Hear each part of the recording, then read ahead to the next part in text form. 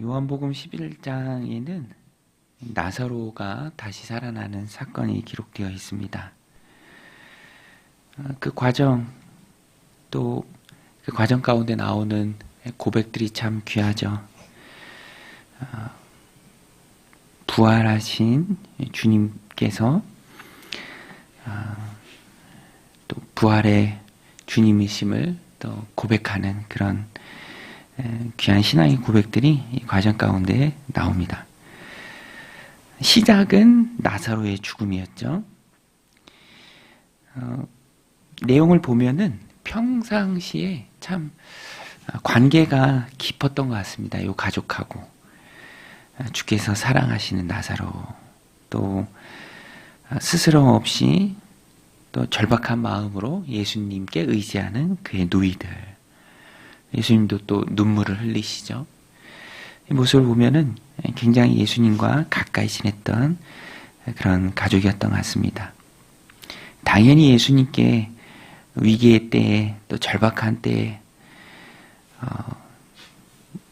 죽게 되었을 때에, 오빠가 병들어 죽게 되었을 때에 누이들이 예수님께 기대죠. 3절 말씀에 보면 이에 그 누이들이 예수께 사람을 보내어 이르되 주여 보시옵소서 사랑하시는 자가 병들었나이다 하니, 주께서 사랑하시는 자, 자기 오빠가 병들었습니다. 사람을 보내서 주님께 도움을 청합니다. 그런데 웬일인지 예수님께서 소식은 들었지만 급하게 달려가지 않으세요. 오히려 있는 곳에 이틀을 더 유하십니다. 5절에 예수께서 본래 마르다와 그 동생과 나사로를 사랑하시더니 나사로가 병들었다 함을 들으시고 그 계시던 곳에 이틀을 더 유하시고, 이 앞뒤가 모순인 것 같잖아요. 소식은 들었고 또 사랑하는데 얼른 가지 않으시고 이틀을 더 유하셨다. 의도된 주님의 지체입니다. 주님은 주님의 시간표가 있으시죠. 주님의 계획이 있으십니다. 그래서 사랑하는 것과는 별개로 얼른 달려가지 않으십니다. 비슷한 예가 우리도 자녀들 이렇게 양육할 때 사랑하지만 어떤 때에는 기다려야 될 필요도 있고 거리를 두어야 할 때도 있는 것이죠. 원하는 대로 다 하나하나 급하게 달려가서 도와주는 것이, 그것이 꼭 사랑하는 표현의 방법은 아닙니다. 예수님 입장에서도 마찬가지입니다. 누이들 입장은 다르죠. 누이들 입장에서는 예수님 의지하기 때문에 하루라도 더 빨리 오셔서 얼른 도와주셔야 하지 않나라는 것에 빠져 있을 수밖에 없습니다. 나중에도 21절에 가서 보면은 그런 서운함도 예수님과 주고받는 대화 속에서 묻어나요. 예수님 여기 계셨더라면 우리 오빠가 죽지 않았을 것입니다. 이렇게 말하기도 합니다. 그러나 주님의 뜻은 다를 수 있다라는 것입니다. 주님의 뜻은 다를 수 있다. 여러 가지 이유가 있습니다. 15절에 가서도 보면은 내가 거기 있지 아니한 것을 너희를 위하여 기뻐하노니 이는 너희로 믿게 하려 함이라. 그러나 그에게로 가자 하시니, 주님은 주님의 계획, 주님의 시간표에 따라서 움직이십니다. 그리고 그것은 항상 옳으세요. 그래서 우리는 우리의 입장보다 주님을 의지하고 또 도움 얻기를 원한다라는 것은 이것도 같이 포함합니다. 주님은 주님이 보시기에 선하신 대로 오실 것이다. 도움을 주실 것이다. 그것이 내 시간표 항상 같을 수는 없다라는 것을 전제하고 믿음과 또 신앙생활을 해가야 합니다.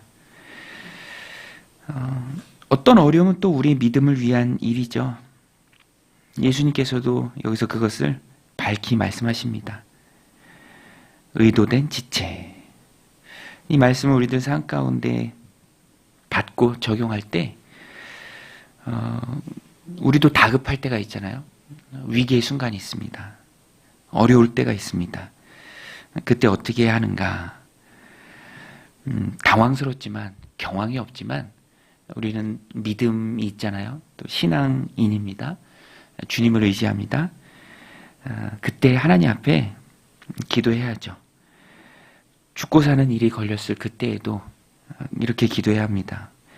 4절에서 그 방향을 알 수 있는데요. 4절에 보면은 예수께서 들으시고 이르시되 이 병은 죽을 병이 아니라 하나님의 영광을 위하며 하나님의 아들이 이로 말미암아 영광을 받게 하려 함이라 하시더라. 사안의 본질을 꿰뚫으시고 주님께서 정의하십니다. 이 병은 죽을 병이 아니다. 하나님의 영광을 위함이다. 이 자체가 병이고 슬프고 다급한 일로 다가오지만 그 자체가 하나님의 영광을 위한 것이다 라고 주님께서 말씀하십니다. 그래서 우리도 기도할 때 하나님, 우리가 겪는, 내가 겪는 정말 다양한 그런 다급한 문제, 병을 포함한 그런 일들이 있을 때에도 하나님이 그 일을 통해서도 영광 받아 주옵소서, 이 일을 통해서도 하나님이 영광을 드러내 주옵소서라고 우리는 하나님 앞에 기도해야 합니다. 왜냐하면 무슨 일이 됐던 어떤 일이 됐던 그 일의 주된 목적은 하나님의 영광입니다. 우리는 하나님의 영광을 위해 살아가는 존재죠. 그래서 하나님이 우리의 인생을 통해서도 하나님의 영광 드러내기를 원하십니다. 그래서 우리는 기도해야죠. 하나님, 이 일을 통해서도 결과는, 종국에는 하나님이 영광 받는 일이 되게 하옵소서 라고 우리 하나님 앞에 기도하고 또 나아가야 한다라는 것입니다. 두 번째 적용은 그 일이 믿음을 키우는 계기로 바뀌어야 합니다. 15절에서도 주님께서 말씀하시죠. 내가 거기 있지 아니한 것을 너희를 위하여 기뻐하노니 이는 너희로 믿게 하려 함이라. 너희로 믿게 하려 함이라. 실제로 나사로가 살아나는 것을 이 제자들이 지근거리서 봅니다. 단순히 나사로 가정의 문제가 아닙니다. 나사로 가정의 누이들의 문제가 아니에요. 이 일을 통해서 하나님이 영광을 받으시고요. 또 특별히 지근거리에서 주님께 배우는, 주님께 보고 배우는 제자들이 믿게 하려 함입니다. 오늘 우리도 다급할 때, 어려움 중에 주님의 도우심을 간절히 바랄 때 이렇게 계기로 삼아야 합니다. 믿게 하려 함이라. 하나님, 내가 이 일을 통해서 믿음이 깊어지게 하옵소서. 어떤 일이 주님의 레슨이죠. 그 일을 통해서 내가 고난받는 것으로 끝나는 것이 아닙니다. 그 일을 통해서 극복하면서 또 주님의 도우심을 체험하면서 주님의 섭리를 알아가면서 더 믿음이 깊어지는 것이죠. 요새 새학년 새학기라 아이들이 반배정을 받았어요. 항상 아이는 거기에 이제 초미의 관심사죠. 저희 아이는 시무룩해 있더라고요. 친했던 애들이 다 다른 반이 됐나 봐. 그러면서 되게 얼굴이 어두워. 근데 그 일을 통해서도 또 이겨낼 수 있겠죠. 우리 인생이 그보다 더 훨씬 어려운 일들이 얼마나 많이 있습니까? 그런 것을 생각하면 어려움도 또 믿음을 키우는 계기가 된다라는 것입니다. 어려운 일 중에 우리는 그래서 믿음을 항상 생각해야 합니다. 이 일을 통해서 또 하나님께서 얼마나 큰 믿음을 주시겠는가, 내가 한 단계 더 얼마나 성장하겠는가, 그렇게 받아야 옳습니다.